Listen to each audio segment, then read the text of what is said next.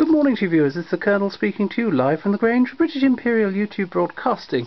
Today we've got some more of the British Drama League records, dialect records. Number 12B, the Irish Free State, which by which they mean Southern Ireland, spoken by Tony Quinn of Kildare. Here we go.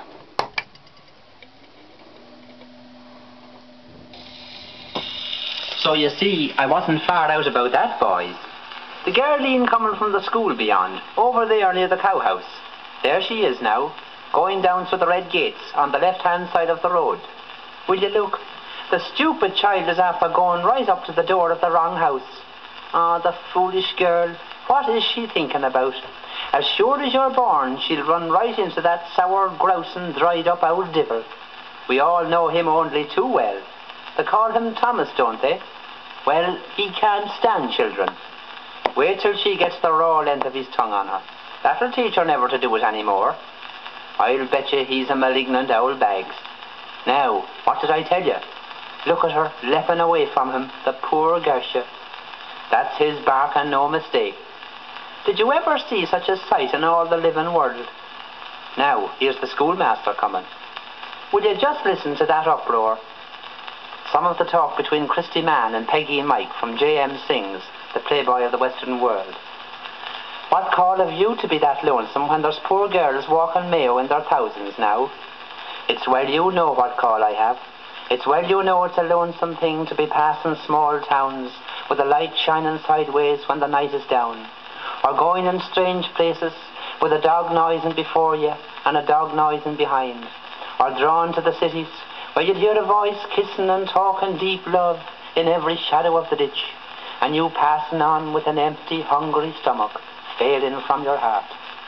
I'm thinking you're an odd man, Christy Mann, the oddest walking fella I ever set my eyes on to this hour of today. What would any be but odd men, and they living lonesome in the world? I'm not odd, and I'm my whole life living with me father only.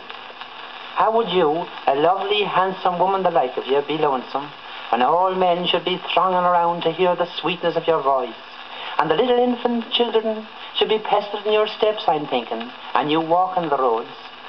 I'm hard set to know what way a coaxing fella the like of yourself should be lonesome either. Coaxing? Would you have me think a man never talked with the girls would have the words you've spoken today? It's only letting on you are to be lonesome, the way you'll get round me now.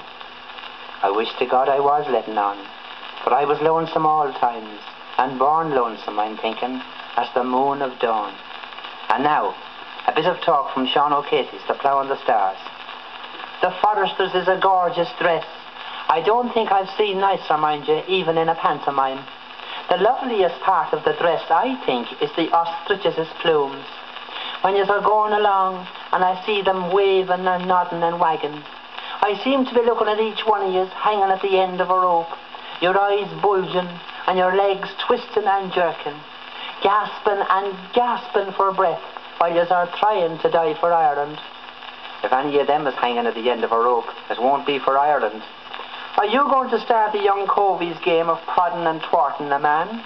There's not many that's talking can say that for 25 years he never missed a pilgrimage to Wolfe Tone's grave in Bodenstown.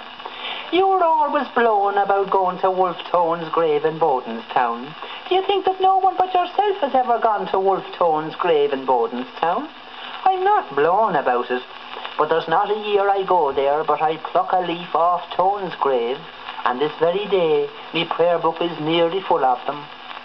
Then Luther has a vice-versed opinion of them that puts ivy leaves into their prayer books, scabbing it on the clergy and trying to outdo the halos of the saints, be looking as if you were wearing around your head a glittering aurora borealis. 2 verses from The Girl of Dunbee by Thomas David. I saw her but once, and I looked in her eye, and she knew that I worshipped in passing her by. The saint of the wayside, she granted my prayer, though we spoke not a word, for her mother was there. I never can think upon Bantry's bright hills, but her image starts up, and my longing I fill. And I whisper her softly, again, love, we'll meet, and I lie in your bosom and live at your feet. Well, there we are, viewers, that's that one. Hope you enjoyed it. Thank you and goodbye.